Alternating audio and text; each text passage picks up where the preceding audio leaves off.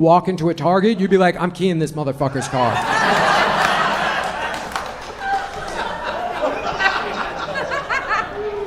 I would fall, break a lot of bones and shit like that because of my CP. The worst for me that ever really happened when I was in 6th grade, I had to have both my legs put in walking casts to stretch my Achilles tendons out.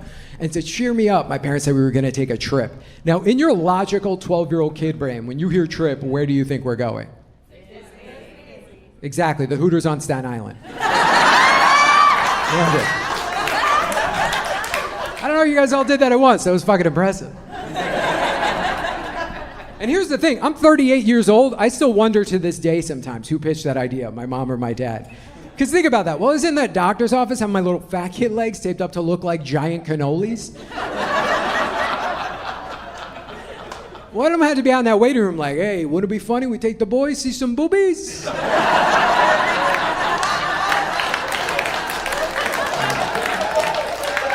I use that voice because I hope it was my dad. And not my mom just like, hey, you know what always cheers you up, boobies?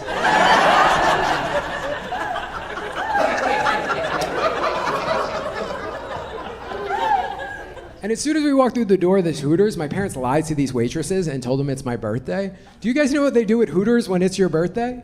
They make you stand on top of a plastic chair and you air jerk off salt and pepper shakers while they sing you happy birthday. Yeah, like I had to do that shit in front of my mom and dad. And I was 12. It wasn't like I didn't know what this was. It was the year jerking off showed up. And it showed up in a big way. Like the two biggest things that year in my room were masturbation and Oasis's Wonderwall. Yeah, it was a constant champagne supernova. My dad's a man's man, too. My dad's a guy's guy. My dad's a New York City firefighter and a blue-collar Republican. I'm a New York City liberal, and I do this for a living. I know, it is funny. Sometimes I do think to myself, like, is there any way you could be a bigger disappointment to your New York City firefighter father? Then I think, yeah, gay terrorist. Which, by the way, is what my dad calls a yoga instructor, so. Very progressive man. My dad, like, I love my dad. I love hanging out with my dad. The only problem is when we hang out, sometimes my dad's guy friends come, and they're all like the types of guys who would like smack a chick on the ass and be like, hey, what's the matter with me? What's the matter with you? That's a compliment. You should smile more. You got a pretty face. Gentlemen. And we were at this Yankees game a couple summers ago, and this dude was like, hey, what do you do for a living, pal? Huh? What do you do? You make something with your hands? What do you do? And I was like, oh, I'm never gonna tell you. And he was like, come on, what do you do? And my dad, the Judas, sold me out immediately. He's like, oh, him? He's a comedian. And they're like, oh, you comedian? Tell us a joke. Funny guy. Come on, Andrew Dice Clay, tell us a joke. To which I was like, oh, no. And that guy got pissed. He was like, sure, whatever, you're a comedian. Then he got up to get everyone else beers. But right before he leaves, he just leans in, taps me, and goes, woof, I'm sweating like a Jew in an audit here. Yeah, and they all start hysterical laughing. And then another one of them taps me and goes, now that's a comedian. No, it's not. That's just a racist with good timing. That's it.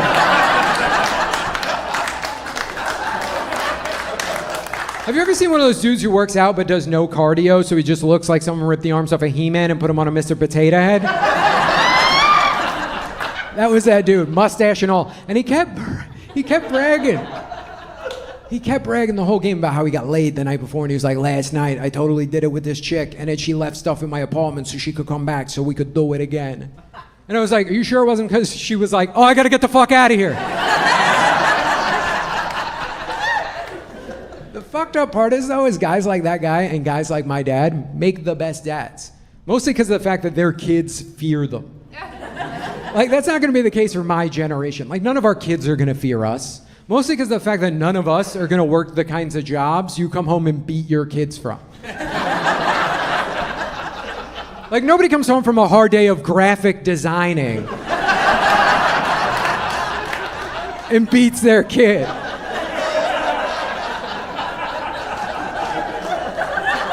Like, you've never heard anyone be like, oh no, look out, Dad's Photoshop crashed.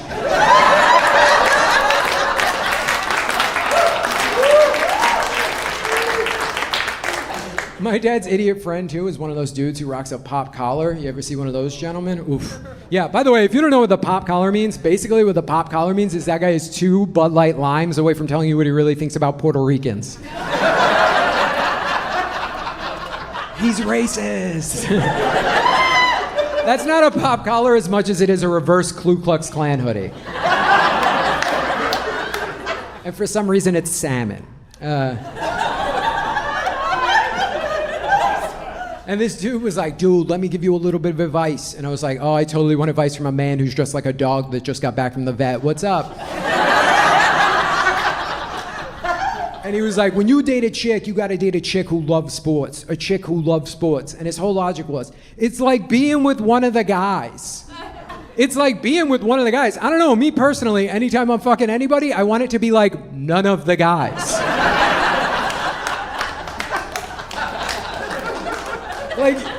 Like you're never gonna hear me say like, oh, wait until you meet my new girlfriend Jessica. You'll totally love her. She'll totally remind you of Greg. It's not gonna happen. I did one time go out on a date with a woman who loves sports, and it clearly went terrible, because I'm like this guy, you know what I mean? And about halfway through the date, at one point, this lady just turned to me, and to my face, she just went, you know, they don't make men like they used to anymore. Yeah, I know, to my face. But the fucked up part is I totally had to agree with her. Because if they did, I would have had to hit her for having an opinion on men.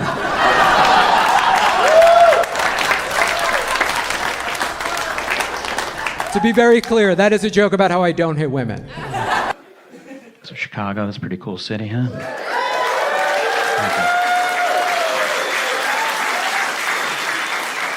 I took a pandering course earlier, and they said to say that on stage. How much is a house here? What's that? Nine what? $9? Oh my God.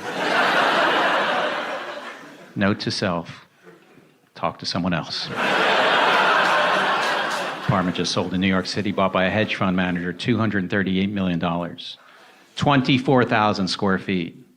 If I had a 24,000 square foot apartment in New York, I'd still be telling people from out of town, I'm not really set up for guests.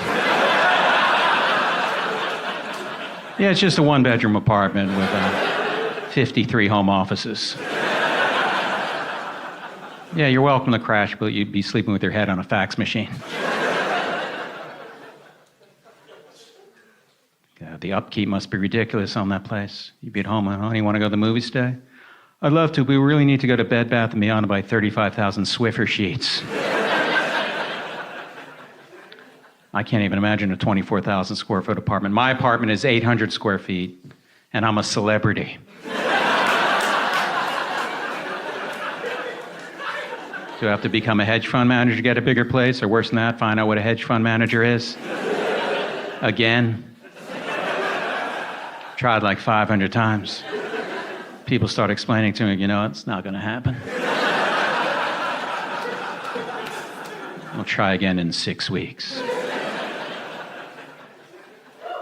Everything's expensive in New York. I went to buy new glasses, eyeglasses, went to a boutique place. I go, how much are these glasses? The guy said they're $1,000. I was like, oh, that's kind of expensive. He's like, well, think of it this way. You'll have them for 3 years. It's like $1 a day. Well, when you put it that way, it sounds more expensive. If I asked you how much these glasses were, and you said you have to give me $1 a day every day for 3 years, I'd be like, wow, that is a pricey pair of glasses. I'm doing the math in my head. I'd say that's roughly $1,000. Why don't I take $1,000, buy 2 pairs of $200 glasses, and also a round-trip ticket to Barcelona?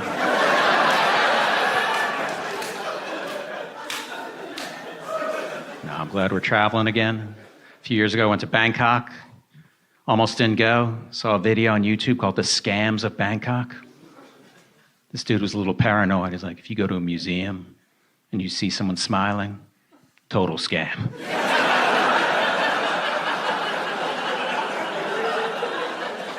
If you go to a restaurant, they have noodles on the menu, your identity's just been stolen. If you show up at your hotel, there's a front desk, call Interpol.